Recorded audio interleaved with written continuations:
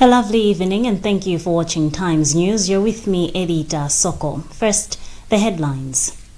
Democratic Progressive Party officially moves the High Court to nullify the June 23, 2020 court-ordered fresh presidential election.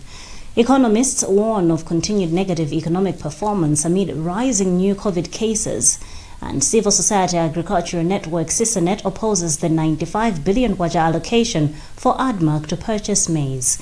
We have these and other stories to stay with us.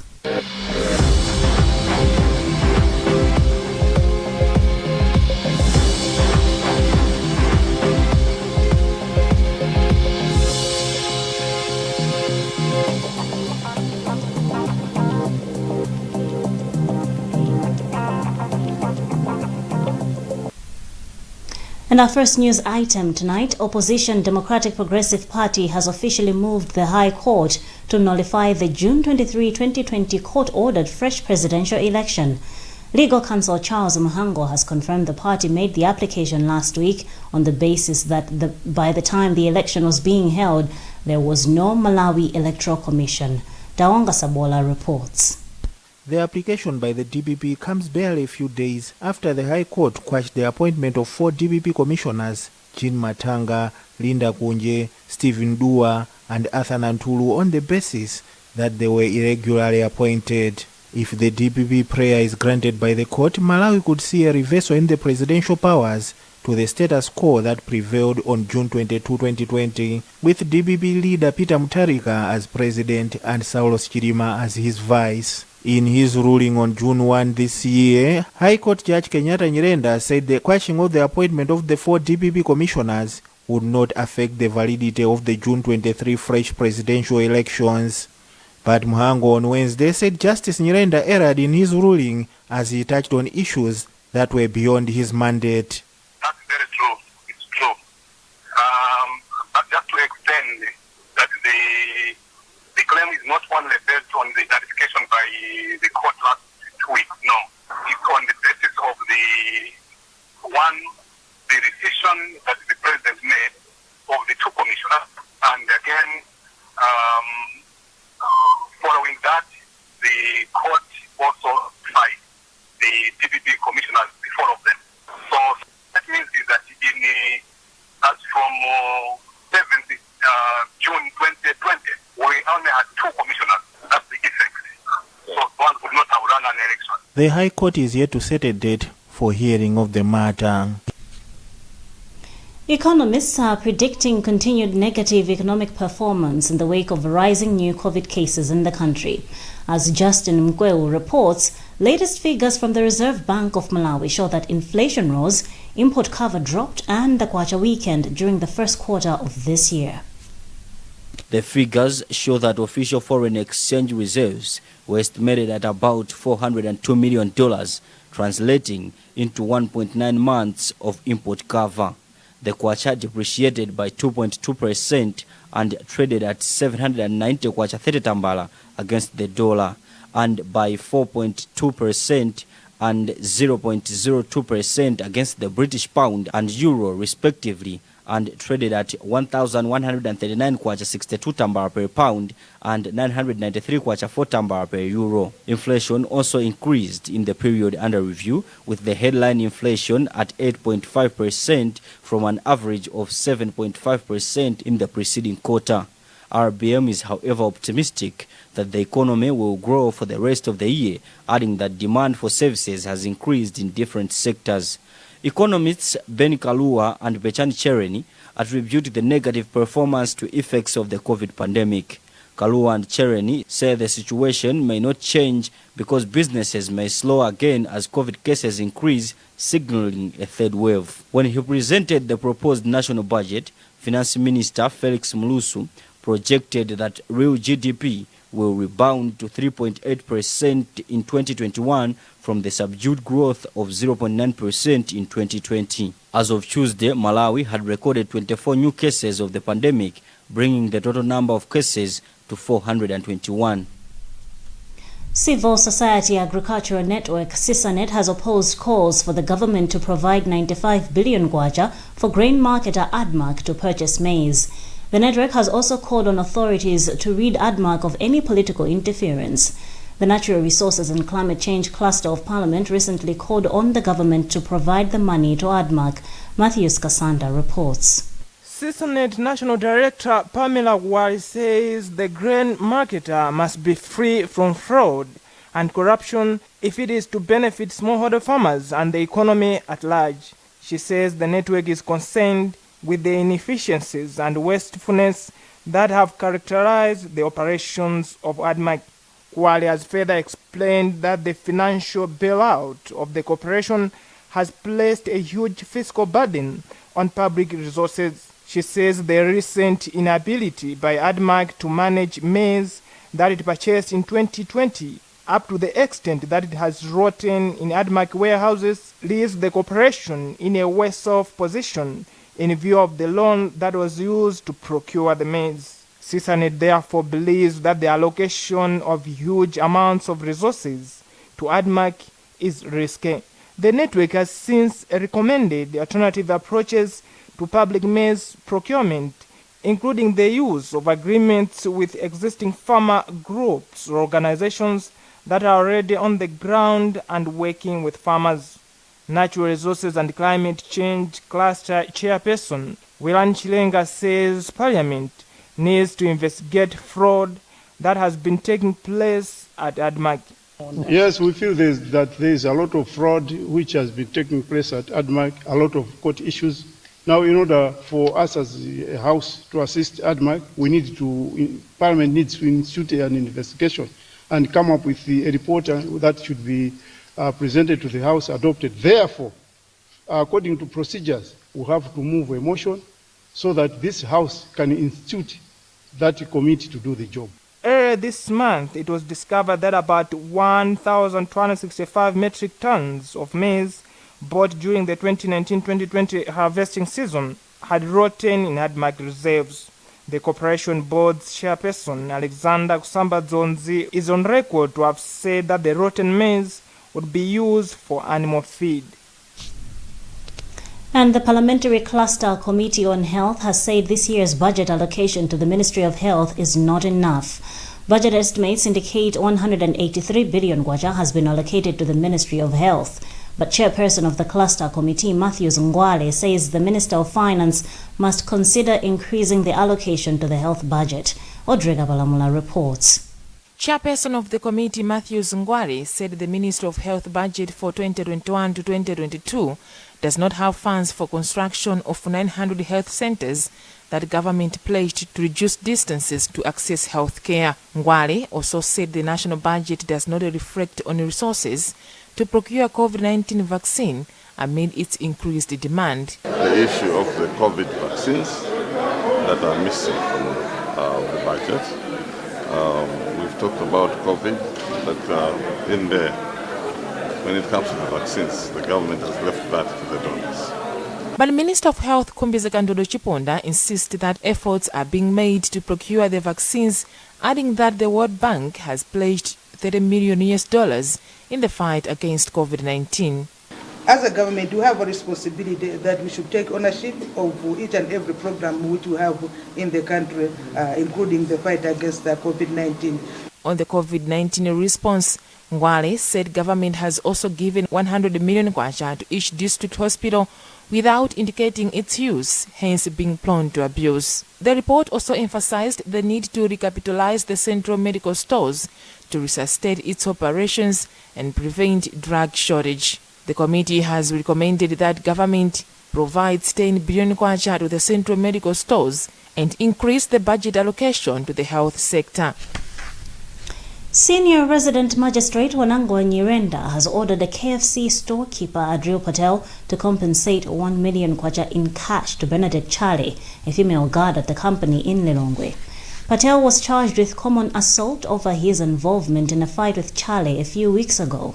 However, Patel's lawyer Oscar Dawolo pleaded with the court to permit him to reconcile with Charlie through an amicable settlement. Nyirenda has agreed with Patel's lawyer and has since ordered Patel to pay the 1 million kwacha fine. Police and city rangers in Mzuzu have removed all vendors plying their trade in undesignated places.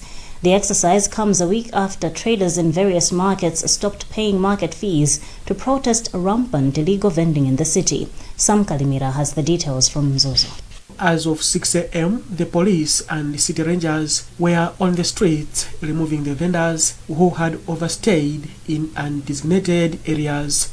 Mzuzu City Council Public Relations Officer McDonald Gondwe said the exercise was made possible with support from different stakeholders, including security institutions within the city. This time around, our focus is to totally deal with illegal vending in Mzuzu City. And we are saying that this exercise is the last exercise which the council in collaboration with the other stakeholders are embarking on. We are going to stop if and only if the streets of Mzuzu are clean. Mzuzu Main Market Chairperson Alexander Sikwese commended the council for the exercise, which he said has restored order in the streets. In fact, as vendors, we are very happy. The exercise has started well and it's good. It's a welcome move anyway. We are not selling because all the products which are here or the foodstuffs which are here, they are being sold outside. So it was a challenge to us. We are not selling, nothing was working inside the market. The market traders boycott saw the council losing almost 300,000 kwacha on a daily basis in market fees. And in Lilongwe, police have impounded close to 265 motorcycles, popularly known as kabaza. Lilongwe Police Station Public Relations Officer Alfred Jintere has confirmed the development. Rebecca Jimjeka has more in this report read by Wezi Gausi. The enforcement, which is ongoing, have seen since the seize of 265 motorcycles with over 20 cases at Lilongwe Magistrate Court. The clean-up exercise follows an announcement by the Lilongwe City Council that its bylaws have no provision for motorcycle business within the city. This operation is ongoing. In fact, at the turn of the year, we've been having this operation. It's just that this week we've had that intensive operation to ensure that our roads are safe for the motorcyclists themselves and also the other road users. We are happy to say that some of the motorcyclists are complying with the law and are able to go and register the motorcycles, have licenses for them to be on the road and also not carrying more passengers. Lilongwe City Council spokesperson Tamara Chafunya has since said that all those operating such businesses are requested to adhere to the announcement or risk arrests.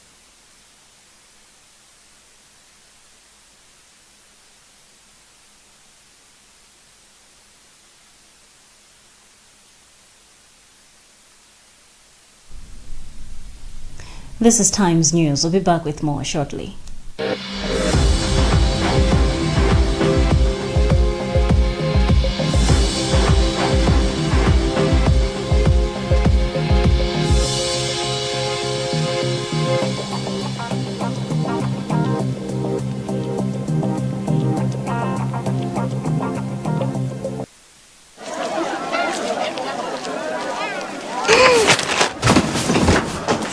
Do your gums hurt? Yeah. Does your toothpaste contain sage, eucalyptus, myrrh, chamomile? All that in one toothpaste? Yes, try Colgate Herbal. Colgate Herbal contains nature's best herbs and Colgate's fluoride technology to give you strong teeth and healthy gums. Ah, Colgate Herbal. Let's go.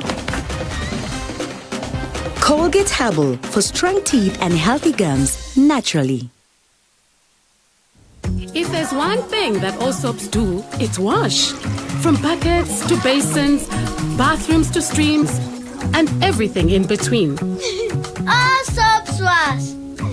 Yes, but Protex is different. Its reinvented formula with flaxseed oil boosts your skin's natural anti-germ defenses by 10 times more, protecting you against 99.9% of germs. So what keeps us healthy? Protex! Good health starts here.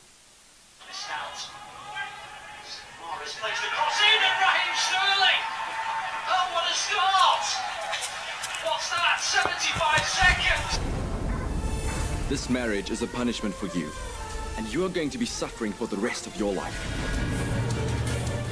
I thought you'd married some supermodel. Who?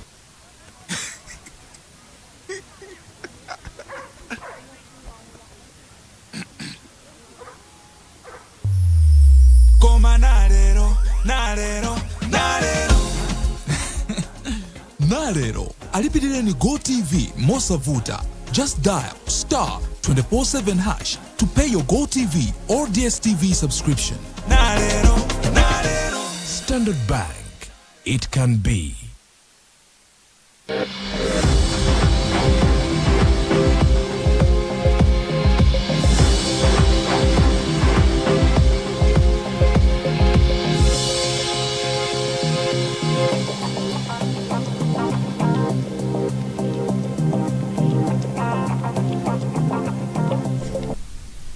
Welcome back to the news on Times Television, TTV. President Lazarus Chakwera says policy makers need to start involving children in the formulation of plans which affect their lives. President Chakwera said during commemorations marking this year's Day of the African Child in Mangochi on Wednesday. The event also coincided with the launch of the Early Childhood Development Advocacy Campaign. President Chakwera said most strategies do not respond to the needs of children, leading to more of them being victimized. President Chakwera has since warned against protecting those that violate the rights of children. The African Union and its member states observe the Day of the African Child in commemoration of the 6th June 1976 student uprising in Soweto, South Africa. During the uprising, several students were brutally murdered in protest against the then apartheid education system. And meanwhile, a survey has revealed that 2.1 million children are victims of child labor in the country. But there are fears that the figures in the National Child Labor Survey might rise due to the COVID pandemic. Deputy Minister of Labor Vera Kamtukule says there is a need for collaborative efforts to end child labor. She made the remarks during commemorations marking World Day Against Child Labor in Lilongwe on Wednesday. Audrey Kabalamula reports. Kantukule has since called for collaborative efforts among all stakeholders in the utilization of the existing policies to reduce the cases of child labor in the country. She disclosed that her ministry would amend a bill to abolish the tenancy labor in the agriculture sector and also said the ministry was putting in place labor policy. We are not short of policies or strategies as a nation. But what happens is that for us to implement, to enforce those strategies or those laws, it becomes a little bit challenging. For me, the issue would be to say, how are we, even at government level, internalizing the issues of enshrined in the strategies? Do we even know? Do we even understand?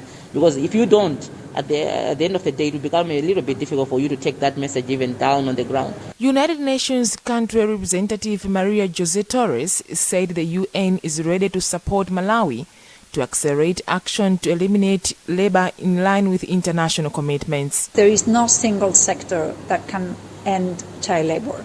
It's not just a government issue. It does involve active participation of the employers, of the unions. We need to look at it from, can we create incentives at the local level for families, for the employers, for the countries in which this is an issue, to really create the space for these children being in school rather than working. Employers Association of Malawi President Buxton Kayuni implored business owners and employers to ensure that their goods are child labor free in order to continue gaining market access. In November last year, the United States Government, Customs and Border Protection issued a withholding release order on tobacco from Malawi over child and forced labor allegations and affected the tobacco market in the country.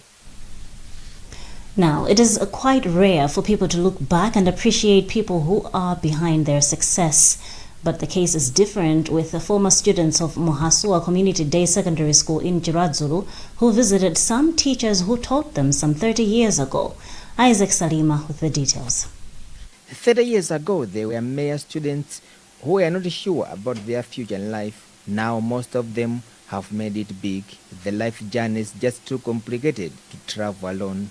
There are people who are always behind one's success. Teachers specifically play a crucial role. It is for this reason that they decided to look back and cheer some teachers who assisted them to be where they are. A group of about 16 former students. That includes Mayor of Blantyre City, Ward Ndipo, Chairperson of Quadria Muslim Association of Malawi, Sheikh Jafar Kawinga, bankers, entrepreneurs, and civil servants first went to Majinjiri in Blantyre, where they visited Jime Jukufenji Piri before going to Chirazulu to visit Samuel Mulingo, who was attacked by stroke. In his remarks, Ndipo said it is good for people to celebrate those who are behind their success. Most of the times we see the alumni going to schools, maybe renovate schools, classrooms, or rather they buy footballs and the like. But if I'm able to read and write here, I should thank a teacher. So we agreed as alumni. Some have come from Lilongwe, some throughout the country said no. So we are like the pioneers said, no, let's go. It can't be every Jim and Jack, but some of us, let's go there. We've seen the teachers are very happy. Some of them maybe in a sick situation. We thought then our coming, it was very, very paramount. We've brought them out, small that we had gathered. But that is not important. The most important thing that we have found them alive, and they have been very, very happy to see us. Moringo, who retired from his teaching profession some years ago, was thankful to the group for the gesture. The group also presented some gifts to the former teachers. Ndipo said they will soon embark on big child programs in order to make difference to the underprivileged. Over 2,000 women and girls have been screened and treated for cervical cancer in Mzimba North District since 2019, according to officials. Feston Malekezo has the details. These are women and girls who were screened and treated under Malawi's Scotland cervical cancer screening and mentoring program being implemented in various parts of the country. Jesse Chavula from Matuli Health Center is a cervical cancer survivor who was diagnosed, treated and healed through the program. Chavula says when the cancer was in the development stage, there was no single sign or problem that she was facing until health officials visited her village for cervical cancer sensitization. Apparently, the Malawi Scotland cervical cancer screening and mentoring program has set targets to curb the mortality rate of women and girls dying from cervical cancer by 80% before 2023 across the country. Mascot National Coordinator Beatrice Kabota says the aim of the project is to reduce illness and mortality of women and girls from cervical cancer. All the clinics are well equipped and well refurbished, which shows that things are working. And apart from that, most of all the clinics which are listed, women are be able to access the service, because sometimes you can be able to give all what it takes within the facility for them to provide the service, but women may not be able to access.